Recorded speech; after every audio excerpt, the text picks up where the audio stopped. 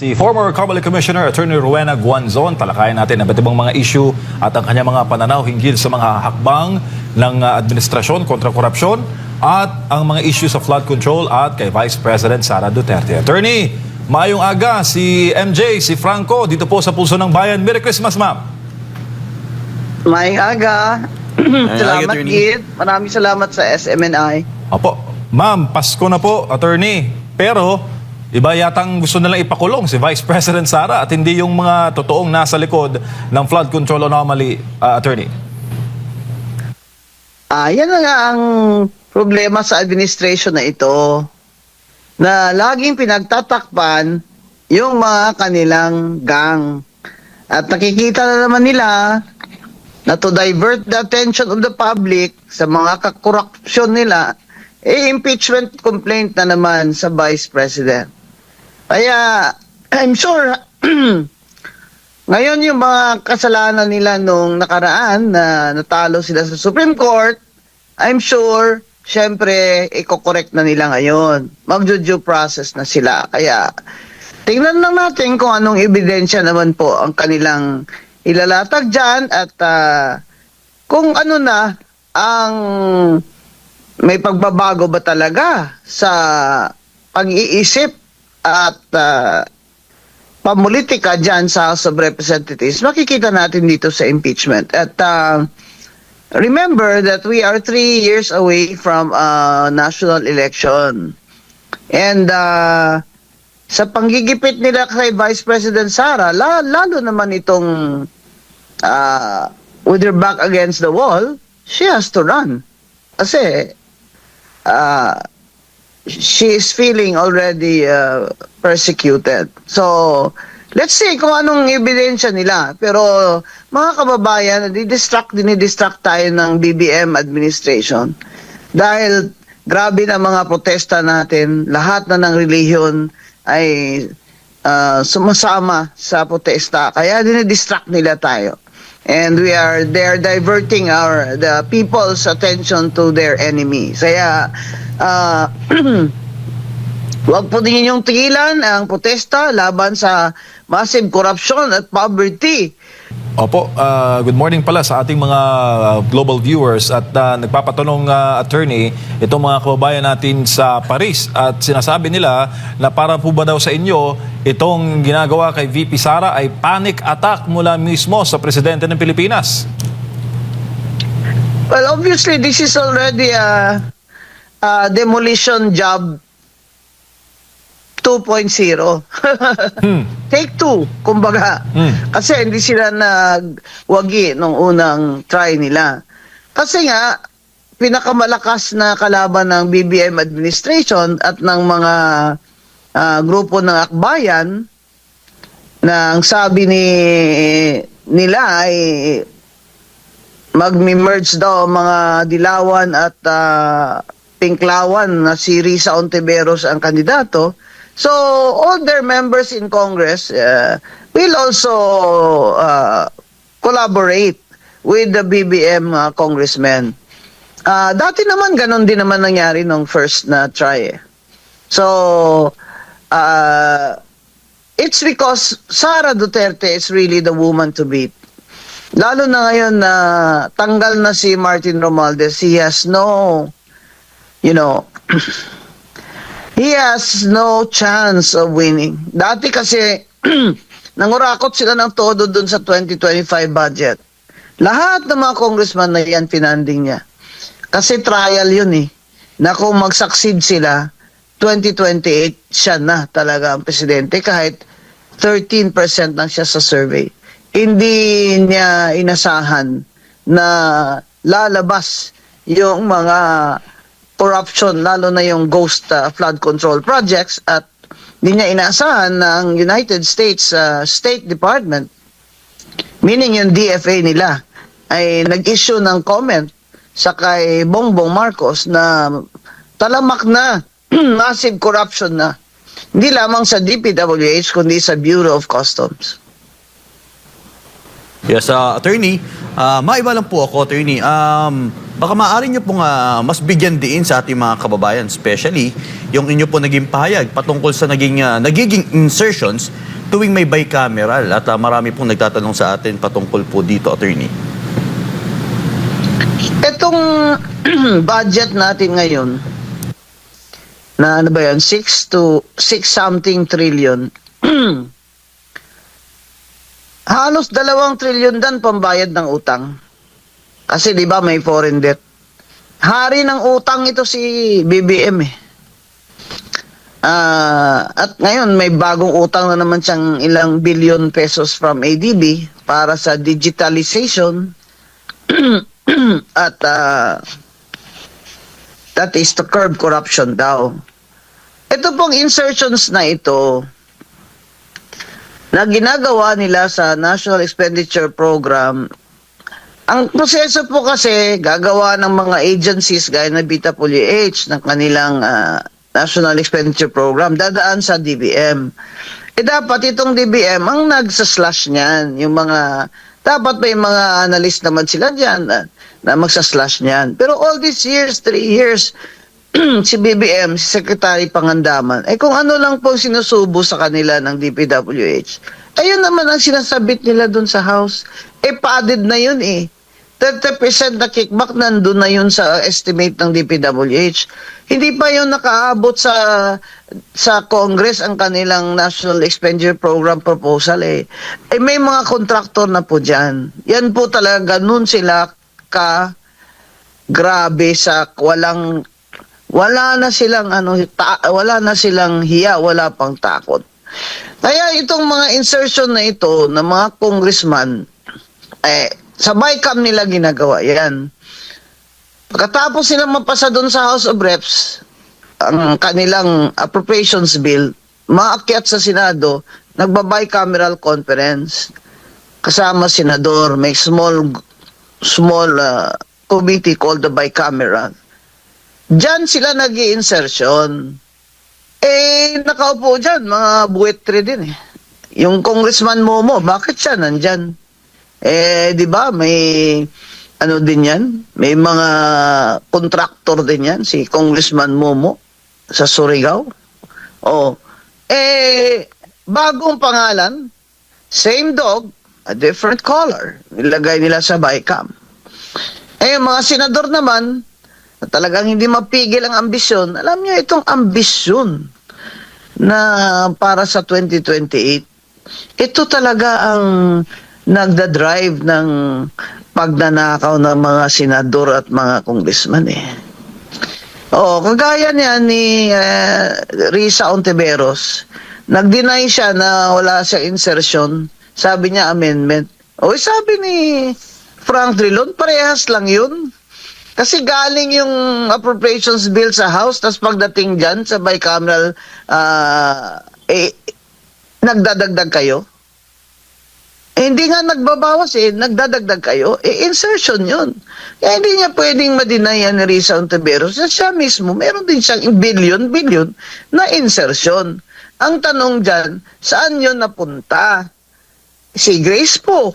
Hindi siya pwedeng magsabi na hindi niya alam yun sa 2025 na GAA.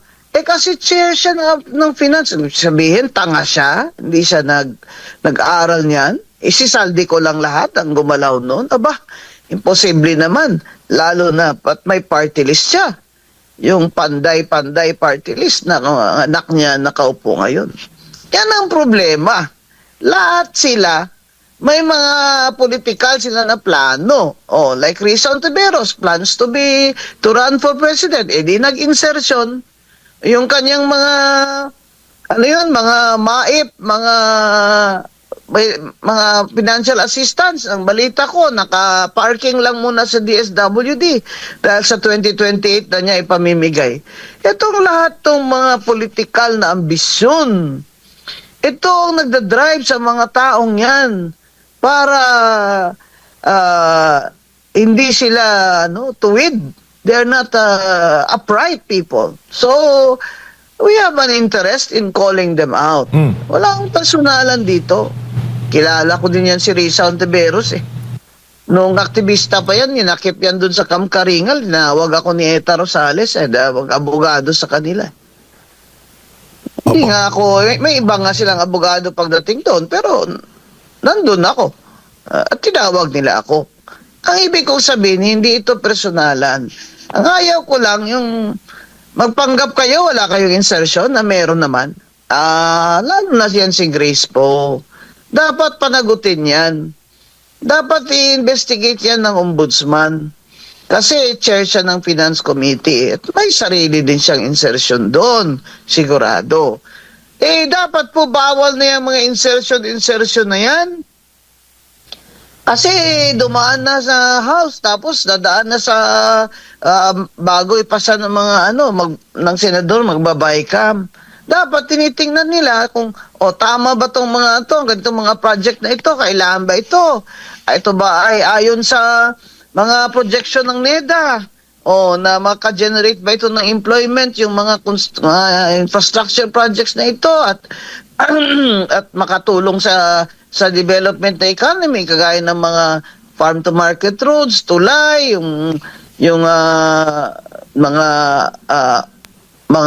automated na mga improvements, mga sementadong daan. At yan na lang po dapat i-focus nila. Yung hindi mananakaawa naman po ang kaban ng bayan. Sila din naman pagdating sa kanila, kanya-kanya. Sabi ko nga po, di ba? Olympic Games, pabilisan ng insertion, pabilisan ng funding trading. Kita nyo dyan sa House of Reps. Yung nakakahiya kayo dyan. Pansin nyo sila, lagi sila mga tumatayo, gala sila ng gala. Nag-trading sila. Sasabihin ni Garjola, example, kung meron ka palang 1 billion dun sa ganyan, akin na lang yun. Bigyan na lang kita ng 10%. Example yan ha. O di, kuha niya na yung 20% niya. May contractor na siya na naghihintay. Yan si Garjola sa Batangas. Grabing vote buying ng party list niya doon. Alam namin kasi tumakbo din akong party list, di ba? Grabe, maka-afford ka ba ng gadon? Kung hindi yung pera ang galing, yung pinamimigay mo ay parang bola lang sa iyo. Kaya dapat managot talaga yung Edwin Garjola na yan. At yung party list niya, dapat makancel. Lahat po ng mga party list na sangkot, dapat yung Comelec mismo, motu proprio, cancel na yung registration nila. At ito naman po si Speaker D, nananawagan po tayo. Ba't hindi nyo pa sinususpend yan? Yung mga under investigation na yan. Ng mga party list representatives at mga congressman. I-suspend nyo na yan kasi they are in the position to evade or to, to pressure, intimidate, and manipulate the evidence. Speaker D, i-suspend nyo na yan, yung mga sangkot dyan, yung mga nandyan na sa ombudsman.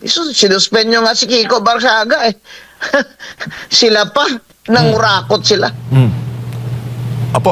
Attorney, balikan ko lang yung kay VP Sara dahil ito talaga yung ipinapatanong sa inyo ng ating mga kababayan. Kapag makitaan raw ng probable cause ng ombudsman at masampa ito sa Sandigan Bayan, ano po nakikita ninyong senaryo na mangyayari at ano ang maaaring idepensa dito ng Vice Presidente? At may tanong din po sila kung maaari ba siyang ma-preventive suspension o maisailalim sa preventive suspension gayong siya po isang impeachable officer na matanggal lamang sa pamamagitan lang ng isang impeachment proceeding? Ang ombudsman, pwede silang mag-file. Ang una nilang gagawin is impeachment kasi impeachable yan officer. Kasi binaback up lang nila yung plan B nila, yung ombudsman na plunder. Kasi pag natanggal siya, plunder ang gusto nila, plan B yan. So, narinig nyo? Impeachment muna. Pag na-impeach, plunder. Kasi ngayon, wala naman ng ombudsman no jurisdiction dyan sa Vice President. Dahil impeachable officer siya. Maghihintay sila na hindi na siya vice president. Ganyan talaga ang konstitusyon eh. Kasi ang konstitusyon natin ay is there to ensure stability. Stability. Lahat ng mga nagpoprotesta si BBM ang pinaparesign. Tapos ang vice president yung pinapatanggal nila. Parang Ang layo. halata namang ito eh. Halata namang political war ito eh. But kung gusto nyo, di maghintay na lang kayo ng 2028. Yun, di ba? Kasi tingnan nyo, bakit sa budget ng vice president pinasa agad nila? Wala pang isang oras, pinasa na nila. Kung nagdududa pala kayo sa confidential funds niya at kung ano-ano dyan, di dapat siniro nyo na lang budget niya. Di ba? Panindigan nyo yan. Kaso ayaw nyo panindigan dahil mga politiko kayong mga garok, kung sa Bisaya pa. Mga garok kayo. Kaya nagpe-play din kayo, naglalaro din kayo. Yung yuko-yuko na mga congressman at congresswoman doon kay BP Sara sa budget hearing, nakakahiya. Para kayo mga Hapon Ako po. nagyumuyuko kayo ng hindi naman yan ugali ng Pilipino yung pagyuyuko-yuko. Sus. Ano ba talaga? Kalabanin nyo ba talaga yan o ano? Ang problema dyan sa mga congressman, lalaro sila kasi baka nga naman malaki ang probability na manalo yan si BP Sara for president. Ano kayo? Kahit mag-budget kayo dyan ng 100 billion sa district nyo, kung hindi ilabas, kung hindi i-implement. Alam mo, natatawa na lang ako pag nanonood ako, nakalimutan na ba nila na sila nga itong nirereklamo ng mga tao, ng mga corrupt sila, mga congressman dyan. Kung umasta mga ito, parang mga anghel na walang kasalanan.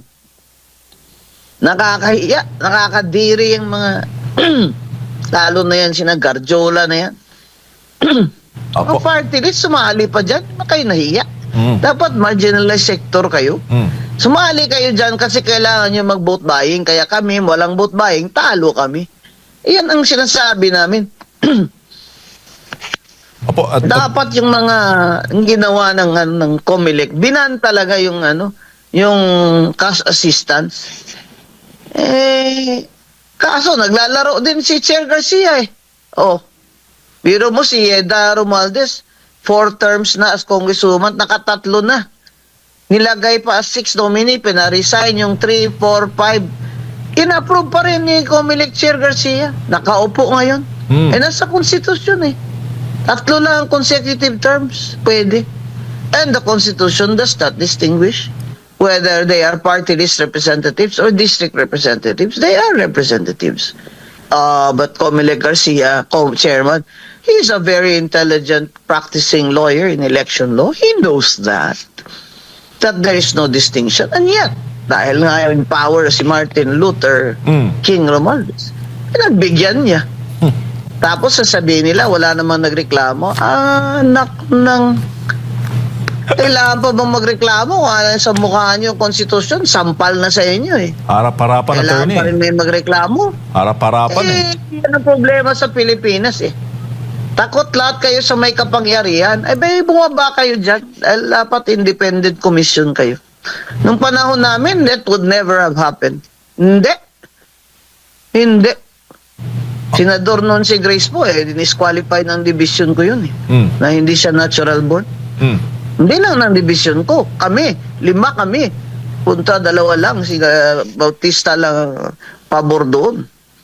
Kaya, ibang-iba na ngayon ang COMELEC. Kaya, baka sana liwanagan sila.